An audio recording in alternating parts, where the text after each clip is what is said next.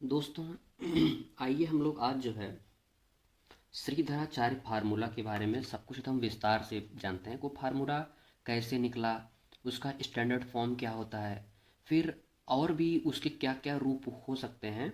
इन सारी चीज़ों के बारे में आज हम लोग जो है देखेंगे। ठीक है। ये फार्मूला क्लास 9th और 10th में जो है सबसे ज़्यादा बार यूज किया जाता है। वो भी कब? जब हम इक्वेशन समीकरण को सॉल्व करते हैं। ठीक है। समीकरण को वैसे हम लोग फैक्टर मेथड से भी कर सकते हैं, लेकिन हम इसका प्रयोग वहाँ पर करते हैं जहाँ पर हम फैक्टर का मतलब ये है कि वहाँ पर हम फैक्टर यूज ही नहीं कर पाते। यानी कि उस फैक्टर को हम कर ही नहीं पाते हैं, उस कंडीशन में श्रीधराचार्य सूत्र का प्रयोग हम लोग करते हैं। इसका मतलब ये नहीं है कि आप जहाँ पर फैक्टर कर लेते हैं वहाँ पर श्रीधराचार्य नहीं लगता, नहीं। श्रीधराचार्य आप कहीं भी साल लगा सकते हो, लेकिन फैक्टर वाला केवल कुछ ही क्वेश्चंस में आप लगा सकते हो। तो आइए दोस्तों हम लोग देखते हैं। जैसा कि दोस्तों हम लोग जानते हैं, जो हम लोगों का समीकरण होता है, समीकरण का जो मानक रूप या इसको इंग्लिश में कहते हैं स्टैंडर्ड फॉर्म। ठीक है। जो इसका स्टैंडर्ड फॉर्म होता है वो क्या होता है? A X square plus B X plus C is equal to zero होता है। ठीक है। अब आइए दोस्तों हम लोग जो है ये देखते हैं, जैसे इसका जो अचर पद है, मतलब जो कांस्टेंट वाला फॉर्म है, इसको आप जो है इधर ट्रांसफर कर दीजिए, ये हो जाएगा -c। फिर आइए दोस्तों, हम लोग क्लास 9th में एक चीज़ सीखे थे, वो था परफेक्ट स्क्वायर मेथड। हम लोग किसी भी इक्वेशन या एक्सप्रेशन को हम लोग जो है उसे परफेक्ट स्क्वायर में चेंज करते थे। तो परफेक्ट स्क्वायर में चेंज करने का मेथड क्या था कि सबसे पहले जो एक्स स्क्वायर का जो कांस्टेंट होगा उसको बना देंगे 1। तो देखिए हम क्या कर देंगे, A X square upon A plus B upon A x is equal to -c upon A. यहाँ पर क्या लिख देंगे, ए से दोनों पक्षों में भाग करने पर, दोनों पक्षों में भाग करने पर। आज अगर आप लोग श्रीधराचार्य देख लेंगे तो इससे बाहर आपको क्वेश्चन मिलेगा ही नहीं 9th और 10th में। और पावर टू में जाएंगे तो कहीं भी आपको क्वेश्चन इससे बाहर नहीं मिलेगा। अब देखिए ए से ए क्या हो जाएगा, कैंसिल हो जाएगा। X square plus B upon A x is equal to -c upon ए।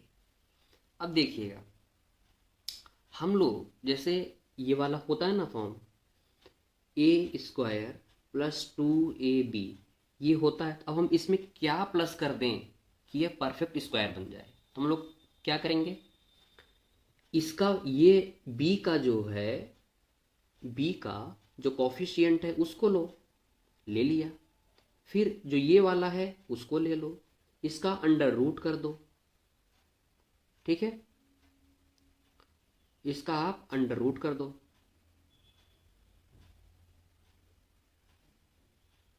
फिर आप जो है नीचे 2 से मल्टीप्लिकेशन करके पूरे का होल स्क्वायर कर दो।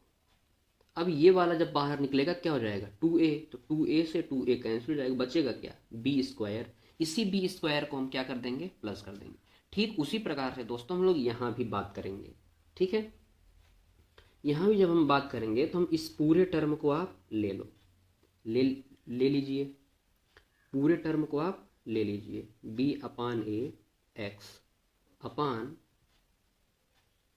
2 अंडर रूट क्या कर देंगे, एक्स स्क्वायर का होल स्क्वायर कर देंगे।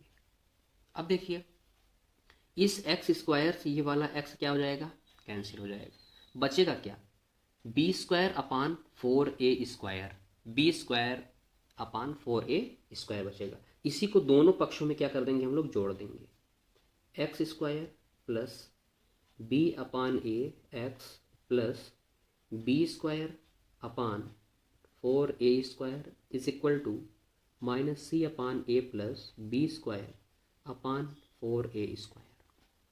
अब देखिएगा दोस्तों, अब ये परफेक्ट स्क्वायर बन चुका है, बस इसको आराम से आप लोग लिख दो।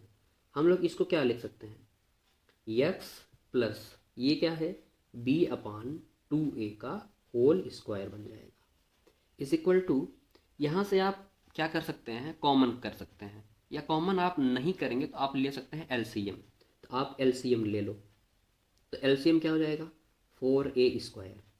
यहाँ पर 4a स्क्वायर है ही, तो आप इसको डायरेक्ट लिख दो बी स्क्वायर। यहाँ पे माइनस साइन लगा है, माइनस साइन लगा दो। यहाँ पे a है ही, यहाँ पर a स्क्वायर है, इसका मतलब 4a से इसमें मल्टीप्लिकेशन करना है, तो ये हो जाएगा 4ac। ठीक है, अब देखिए हम लोग ये जानते हैं कि अगर इधर स्क्वायर है उधर जाएगा तो हो जाएगा अंडर रूट में, तो x plus B upon 2a is equal to under root क्या हो जाएगा, b square minus 4ac upon 4a square. अब देखिएगा, अब हम दो काम साथ में करेंगे। सबसे पहला काम, इस वाले टर्म को, क्योंकि हमें x की ही वैल्यू चाहिए, तो इस पूरे टर्म को हम उधर ट्रांसफ़र कर देंगे, तो x इज इक्वल टू क्या हो जाएगा, माइनस बी अपान 2a, और ये ऑलरेडी प्लस में है तो प्लस लगा दीजिए। इसका हम लोग वर्गमूल स्क्वायर रूट फाइंड कर सकते हैं ना, ये हो जाएगा 4 का हो जाएगा 2, a स्क्वायर क्या हो जाएगा a, तो under root b square minus 4ac upon 2a। फिर देखिएगा दोस्तों, यहाँ पर क्या है, 2a क्या है, कॉमन है, तो 2a को कॉमन ना करके हम लोग जो है अगर एलसीएम ही ले लें, आप चाहे जो कर सकते हैं, कोई प्रॉब्लम नहीं है उसमें। ये हो जाएगा माइनस बी। अब एक चीज़ आप लोग और ध्यान दीजिएगा कि आप लोग क्लास 8 तक क्या करते हैं ना, कि जो अंडर रूट में होता है उसका केवल हम लोग एक मान देते हैं, लेकिन आप सोचिए, अभी हम आपको समझाने की कोशिश कर रहे हैं कि +2 जो होता है, +2 का जब हम होल स्क्वायर करेंगे तो क्या हो जाता है, 4। -2 का भी हम लोग होल स्क्वायर करते हैं तो क्या क्या हो जाता है, 4। ठीक है, लेकिन क्या दोस्तों, जब हम 4 का अंडर रूट करेंगे तो क्या हम केवल इसका मान 2 ही देंगे। तो दोस्तों आइए हम लोग देखते हैं। तो जैसा कि हम समझा रहे थे, ये अंडर रूट है, तो अंडर रूट की दो वैल्यू होती है, प्लस और माइनस होती है। क्यों होती है, क्योंकि देखिए +2 का भी स्क्वायर करते हैं तब भी 4, -2 का स्क्वायर करते हैं तब भी 4। अब ये बताइए, जब हम 4 का स्क्वायर रूट वर्गमूल निकालेंगे तो क्या हम केवल +2 लिख दें, ये सही है, नहीं सही है। इसीलिए दोस्तों इससे पहले क्या लगा देंगे, प्लस और माइनस लगा देंगे। अब इस b अपान 2a को उधर हम लोग ट्रांसफर कर देंगे, पक्षांतर कर देंगे, ये प्लस में है माइनस बन जाएगा, ये ऑलरेडी प्लस और माइनस में हो जाएगा। x equal to minus b plus minus under root b square minus 4ac upon 2a हो जाएगा। अब हम लोग ये लेट कर लेते हैं कि माना d बराबर बी स्क्वायर माइनस 4ac, तब के लिए हमारा फार्मूला क्या बन जाता है, देखिए x is equal to minus b plus minus under root d upon 2a। ठीक है, जहाँ हम लोग ये जानते हैं कि a क्या है, ये वाला कांस्टेंट है a, b क्या है, ये है, c क्या है, c यहाँ पर यूज हुआ है तो c ये है। ठीक है, अब आइए हम लोग कुछ चीज़ें और थोड़ी सी इसमें और एनालिसिस कर लेते हैं कि क्या चीज़ें हैं। जैसे दोस्तों हमने बताया कि d, अब ये d जो है इसकी वैल्यू हम लोग 3 प्रकार से कर सकते हैं। एक, जब ये 0 के इक्वल हो, जब ये वैल्यू 0 से बड़ी हो, जब ये वैल्यू 0 से छोटी हो। इसका मतलब ये है b square minus 4ac is equal to 0 हो, b square minus 4ac greater than 0 हो, b square minus 4ac less than 0 हो।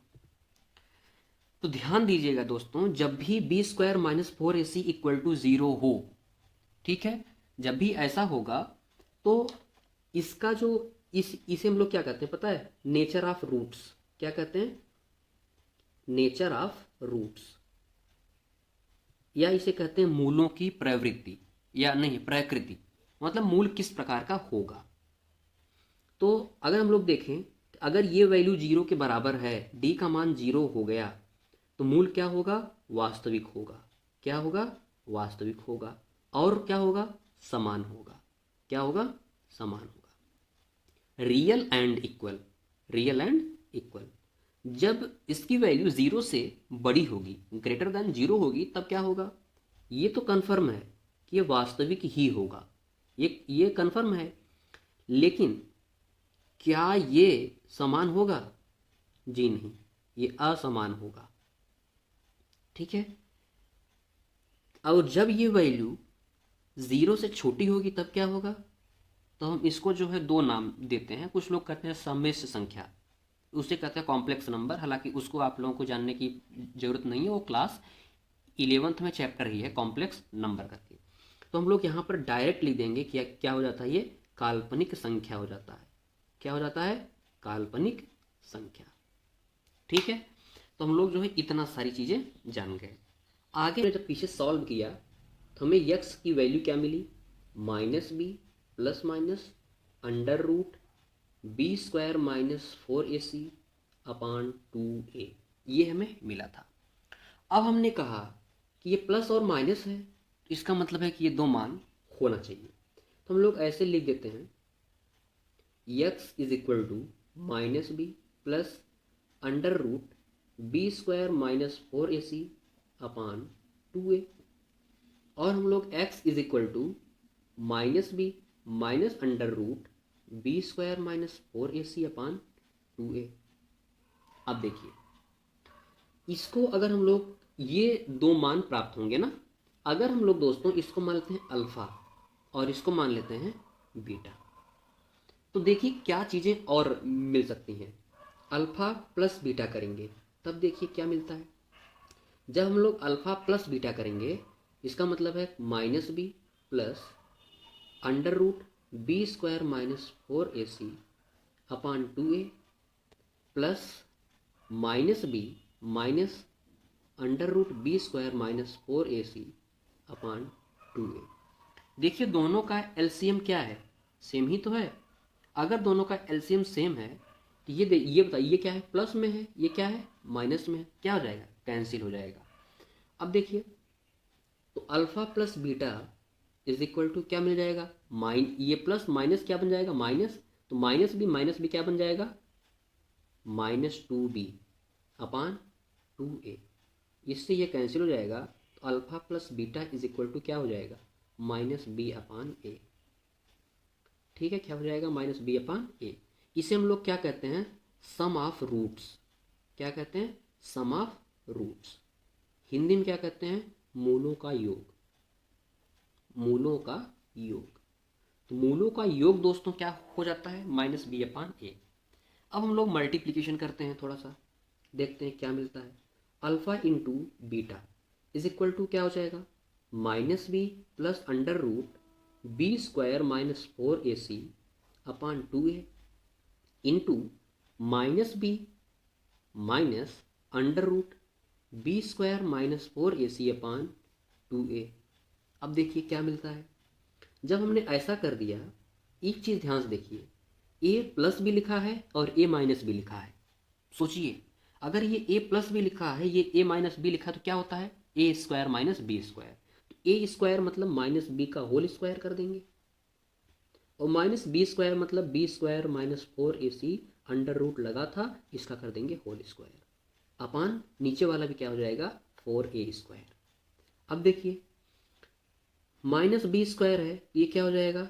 b² हो जाएगा। माइनस ये अंडर रूट हट जाएगा। लेकिन दोस्तों ध्यान दीजिएगा, बाहर माइनस है, अंदर भी माइनस है, तो क्या हो जाएगा? प्लस 4ac अपान 4a²।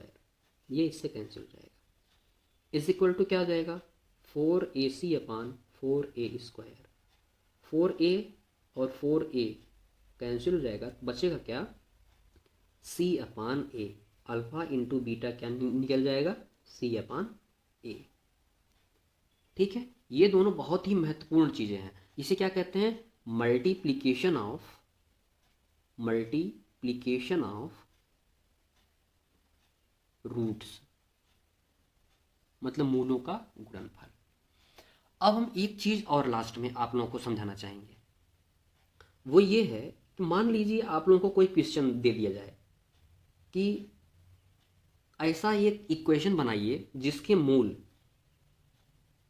यदि हम लिख ही देते हैं, यदि अल्फा कॉमा बीटा दो मूल हैं, किसी समीकरण के दो मूल हैं, तब अभीष्ट समीकरण क्या होगा, अभीष्ट समीकरण क्या होगा।